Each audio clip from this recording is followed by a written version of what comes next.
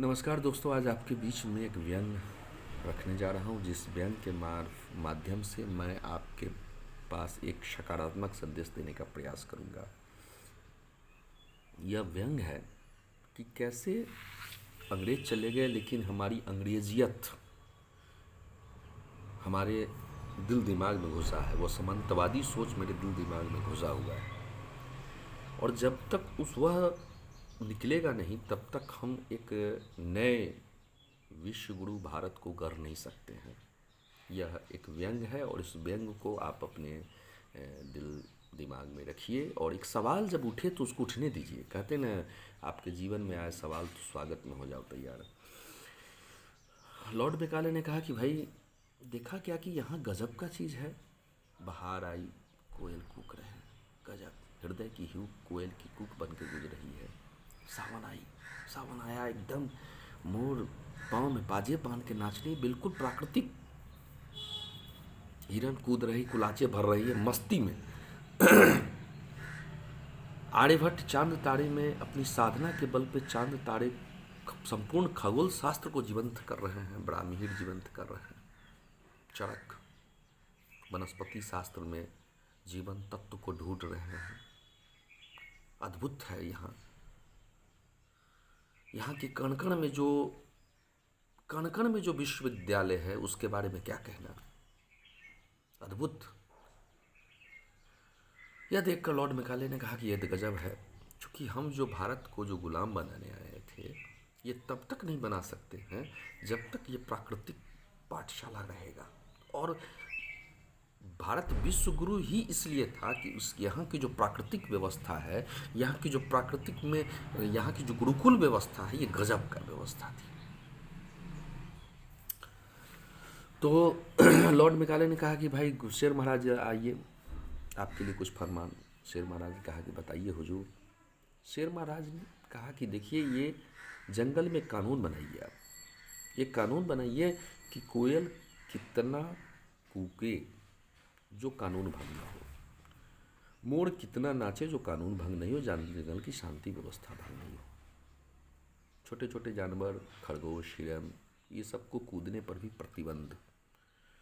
फूल को भी सूचना दिया गया कि तुम कितना खिलोगे, किस समय खिलोगे। और तितली को भी कहा गया कि किस समय तुम फूल पर इठलाओगी, बल खाओगे। सारा जानवर इस कानून में परेशान कि भाई यही कानून क्या है। जब तक ये कानून आता तब तक एक पिंजरा बन के भी आ गया। पिंजरा भी बनने लगा कि लॉर्ड मेकाले ने कहा कि तुरंत व्यापारी को कहा कि पिंजरा बनाओ, क्योंकि व्यापारी है वो, उसको तो व्यापार करने से काम है। पिंजरा बनने लगा और बंदर भालू का दस्ता तैयार हुआ जो खोज करने की भाई ये कानून कौन तोड़ रहा है। जंगल में लकड़बग्गा, चीता खोजना शुरू किया।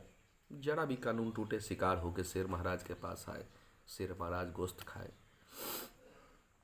भेड़िया मंत्री ने तुरंत फरमान सिखा दिया कि एकदम कानून में ढील नहीं होगी। शेर महाराज खुश हैं कि हाँ ठीक है, शिकार हो रहा है। उधर से फरमान आ गया लॉर्ड मेकाले की तरफ से, सुनो भाई, पिंजरे में सबको कैद करना है। सारे को पिंजरे में कैद कर दिया गया। अब सब पिंजरे में कैद है।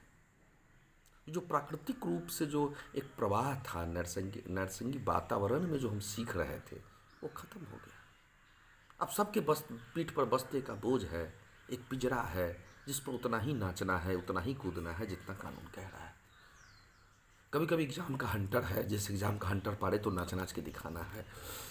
धीरे धीरे यह प्राकृतिक वातावरण को सब भूलता चला गया और वो पिंजरे की सप्लाई होना शुरू हो गया।